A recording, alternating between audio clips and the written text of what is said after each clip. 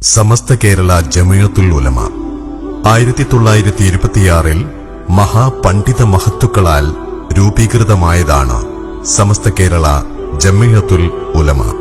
പ്രവാചകാധ്യാപനത്തിന്റെ പരിശുദ്ധിയിൽ പ്രശോഭിതമായ പ്രവാചകാനുചരന്മാരിലൂടെ കടൽ കടന്നു വന്നതാണ് കേരളത്തിലെ ഇസ്ലാം. പാരമ്പര്യവീഥിയിൽ വിള്ളൽ വീഴ്ത്തി വിശ്വാസങ്ങളിൽ കള്ളം ചാർത്തി മുസ്ലിം വിശ്വാസധാരയിൽ അധർമ്മത്തിന്റെ നാമ്പ് മുളച്ചപ്പോൾ നീതിയുടെ കോട്ടകെട്ടി പാരമ്പര്യ പൈതൃകം പ്രശോഭിതമാക്കിയ പ്രസ്ഥാനമാണ് സമസ്ത കേരള ജമിയത്തുൽ ഉലമ. വിശ്വാസ സംരക്ഷണം, ആദർശ പ്രചരണം, പ്രതിരോധം, വിദ്യാഭ്യാസ നവോത്ഥാനം തുടങ്ങിയവ ലക്ഷ്യം വെച്ച് പ്രവർത്തന വീഥിയിൽ നൂറായി നൂറിലേക്കടുക്കുകയാണ് സമസ്ത കേരള ജമിയത്തുൽ ഉലമ. രാജ്യത്തിന്റെ നിയമ സംവിധാനങ്ങളോട് 100% കൂറുപുലർത്തി ജനാധിപത്യ രാജ്യത്തെ മതപ്രബോധന രീതിയിൽ മാതൃക തീർത്ത സമസ്ത മുഴുവൻ ജനവിഭാഗങ്ങളോടുമുള്ള സ്നേഹവും സൗഹൃദവും ഉദ്ഘോഷിക്കുകയും പഠിപ്പിക്കുകയും ചെയ്യുന്നു.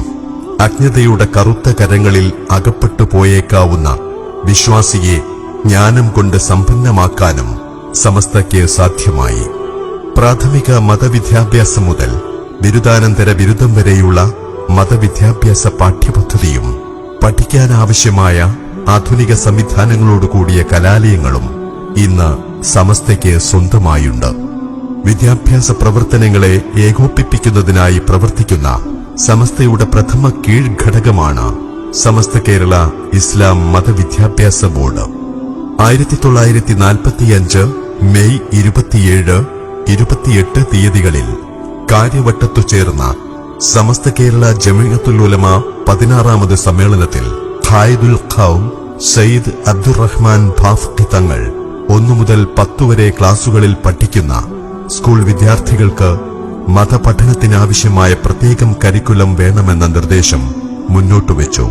1951 മാർച്ച് 23, 24, 25 തീയതികളിൽ മൗലാന മുഹമ്മദ് അബീബുള്ള സാഹിബിന്റെ അധ്യക്ഷതയിൽ വടകരയിൽ ചേർന്ന 19ാം വാർഷിക സമ്മേളനത്തോടനുബന്ധിച്ച് മാർച്ച് 24 ചേർന്ന മുഷാവറ യോഗം വിദ്യാഭ്യാസ ബോർഡ് രൂപീകരണം സമഗ്രമായി ചർച്ച ചെയ്യുകയും 25 ചേർന്ന സമ്പൂർണ്ണ സമ്മേളനത്തിൽ വെച്ച് സർവസമ്മതമായി പാസാക്കുകയും ചെയ്തു.